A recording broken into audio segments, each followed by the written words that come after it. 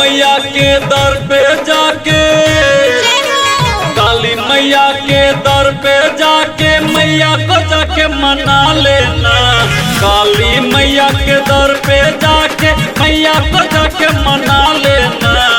तो आइए हम सब मिलकर माँ काली के दरबार में दोनों हाथ उठाकर ताली बजाएं। तो प्रेम से बोलिए काली माता की।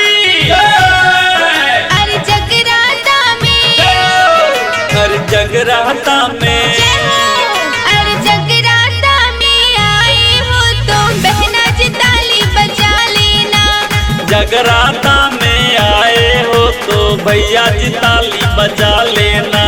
जगराता में आए हो तो बहना जी ताली बजा लेना।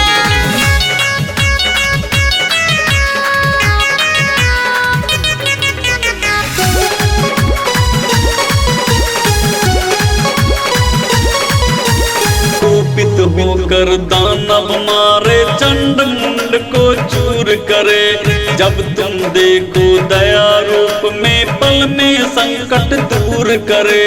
काली माता की सिंह पीठ पर चढ़ी भवानी अटल भवन में राज करे।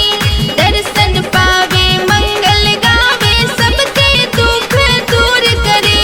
जो भी हो मन में मैया जी के दर पे जाके मांग लेना। जो भी हो मन में मैया जी के दर पे जाके मांग लेना। तो प्रेम से बोलिए काली माता की।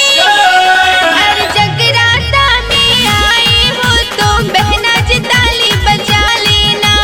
जगराता में आए हो तो भैया जी ताली बजा लेना।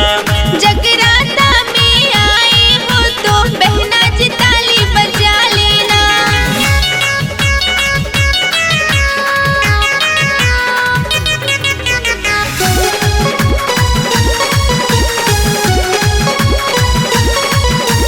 माँ के ध्यान में मगन होकर जे भी माँ का भक्ति करे। कष्ट हरनी है माता काली सबकी कामना पूर्ण करे। ताली बजाएंगे तो आप लोगों की भी मनोकामना पूर्ण होगी। मंगल सनी साधक मैया माँ काली का भेंट धरी। ब्रह्मा वेद पढ़े माँ द्वारे शिव शंकर हर ध्यान धरे। मुन्नांशु के साथ भैया